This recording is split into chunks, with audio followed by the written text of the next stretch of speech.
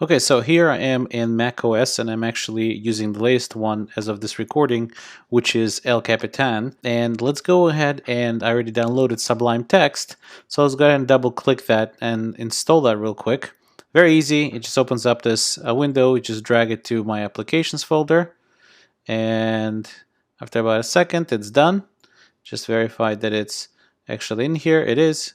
So I could close that, and go ahead eject the mount. And actually now if I do Command space and start typing Sublime, it will come up Sublime Text right there. I said yes, I want to open it for the first time, and actually I want to drag it right next to Chrome that I already installed. Okay, so this way I can actually quit at this point. And the next thing we want to do is we want to install Git. So we're going to go ahead and install the latest version of Git, and we'll go to Google and we'll just search for download Git for Mac. And this, the first link comes up. That's exactly what we need. And hopefully we'll start downloading in about a second. Or we could just click ourselves and download it ourselves. Okay, so it started to download. Okay, so once it's done, we'll go ahead and open it up. Double click on it. And now we have to double click the package installer. And it says here that our security preferences at the moment is such that we're not allowed to install anything that is not from the Mac App Store. That's not a problem. What we're going to do is just click OK. We'll go to our preferences and we'll go to security. Right here, allow apps downloaded from. Well, we really need to have it anywhere. So we'll go ahead and unlock that. And we'll click anywhere. It says yes, I do want it from anywhere. After we install, we can always put it back to the original setting, so we're not unsecure. And now we could double click on that file and go ahead and go through the prompts, install, give it the password, admin password, and we're done. So now we have just to double check that 2.6.3 is actually installed and is in our command line. So we'll go ahead and do Command space and we'll pull up the terminal. And in the terminal we'll say git -- version, and it's 2.6.3, which is exactly what we need. Okay, so Git is installed. The next step is to install Browser Sync. Well, in order to install Browser Sync, we first need to install Node.js. So we'll go ahead and go to say download Node.js for Mac. And here it is. And it says here Mac installer will go mature and dependable.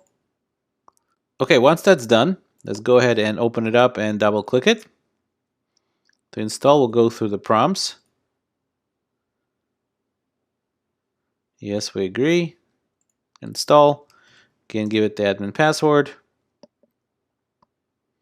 And we're done.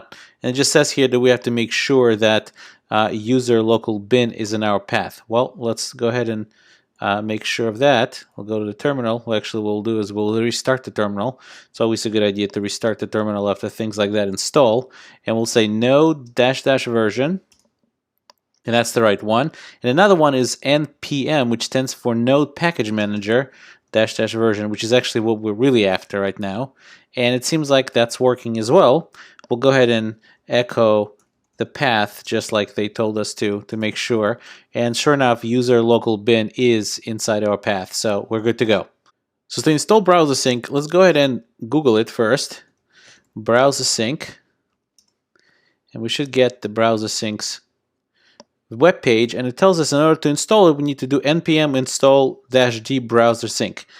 And -g just means globally, not just for our user, but for all users. Well, we're going to go ahead and copy this command, but since there's some new things that came in macOS El Capitan, we're going to actually do a sudo command instead of just directly installing. So we'll do sudo npm install -d browser sync. We'll go ahead and execute that. It's going to ask us for the password. We'll give it the password, and hopefully this will install just fine.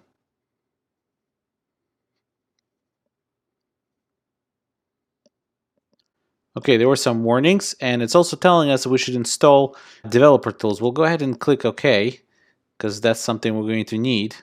Hopefully you already have that installed for you, but if you don't, this is something that you'll definitely need as you keep developing.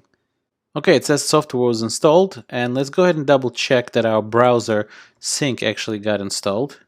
Let's do browser sync -- version, and sure enough, that's working. Now, I can't guarantee that all these steps are going to be exactly the same, because depending on what you actually have already installed on your machine, these steps might be a little bit different. But that's about what you're going to get. There's some things that came out as error, but it seems like browser sync actually installed after all, so we could use it. So let's go ahead and try it out. Let's go and open, we're already in our terminal. Let's go ahead and make a directory called test site.